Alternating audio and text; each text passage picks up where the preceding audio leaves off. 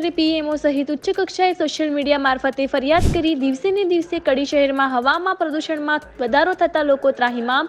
Air quality index 300 પાર. સમગ્ર ગુજરાત રાજ્યમાં કડી શહેર દિવસે ને દિવસે વિકસિત થતું હોય તેવું જોવા મળી રહ્યું છે અને ઉદ્યોગો છેલ્લા થોડાક વર્ષોમાં કડી તાલુકાના ગ્રામ્ય વિસ્તારો તેમજ કડી શહેરી વિસ્તારમાં પ્રસ્થાપિત થયા છે, પરંતુ ઉદ્યોગોની સાથે સાથે હવામાં પ્રદૂષણ વધતા અનેક સમસ્યાઓ જોવા મળી રહી છે. સવાર અને સાંજના સમયે હવામાં પ્રદૂષણ વધતું હોય તેવો ઘટસ્ફોટ થયો છે. એમાં એવું છે કે હું જ્યાં રહું છું મારું સિટી પાર્ક સોસાયટીમાં, ત્યાં રાતે 12 વાગે આસપાસ આવીએ ને તો એક જાતની દુર્ગંધ એવું આવતું હતું. પછી મેં એવી તપાસ કરાવી, પહેલાં ઓનલાઈન ચેક કર્યું એમ મારી રીતે કે ભાઈ પોલ્યુશન તો નથી ને, કે એવું નથી ને એમ. પછી મને એવું લાગ્યું કે ઇન્ડેક્સ એર ક્વોલિટી ઇન્ડેક્સ થોડો વધારે આવતો હતો ને એવું લાગતું હતું. પછી અચાનક મારે એક મિત્રને પછી મળવાનું થયું, એને જોડે ગાડી મર્સિડીઝ હતી અને મર્સિડીઝમાં સિસ્ટમ હોય છે એમ એર ક્વોલિટી ઇન્ડેક્સ માપવાની માટેની. તો એમાં જોયું ને સવારે લગભગ 8-9 વાગે આસપાસ માપ્યું છે તો 300 આસપાસ આવ્યો. પછી મને એવું લાગ્યું પ્રેક્ટિકલી એમ કે હવે આ બધાનો વિસ્તારનો ચેક કરવો પડશે.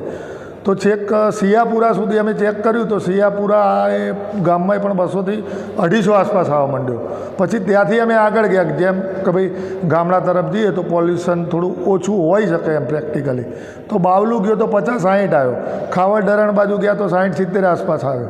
મતલબ કડી હાઈ ડેન્જર ઝોનમાં છે એવું એ પછી મને આમ અનુભવ થયો. અને કડીના નાગરિકોએ ઘણા બૂમો પાડતા જ હોય છે કે ભાઈ સાંજના સમયે સવારના સમયે ગૂંગળામણ થાય છે, એટલા માટે મને આ એવું લાગ્યું કે આના વિશે યોગ્ય કાર્યવાહી થાય તેવું કરવું જોઈએ. જે પોલ્યુશન વધી રહ્યું છે હવામાં, અત્યારે શું તકલીફો પડી રહી છે લોકોને? શ્વાસની તકલીફ, અને વધારે પડતા તો સવારે લોકો પોતાનું સ્વાસ્થ્ય સારું રાખવા યોગા અને કસરત કરતા હોય છે.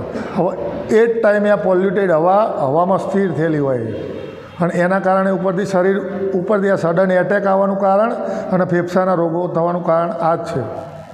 એવું શું કારણ છે કે સવારમાં એર ઇન્ડેક્સમાં પોલ્યુશન વધારે હોય?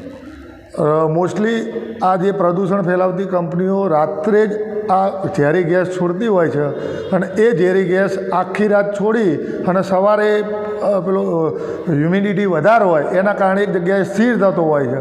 એટલે સવારે આ જ પોલ્યુશન ઇન્ડેક્સ વધારે આવતો હોય છે અને સવારની હવા જ વધારે પોલ્યુટેડ હોય છે.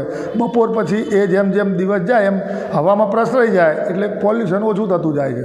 એ 150થી નીચે તો નથી જ જતું દિવસ દરમિયાન પણ. શું કરવું છે તમારી, શું માગણી છે, શું કરવું જોઈએ પોલ્યુશન ઘટાડવા?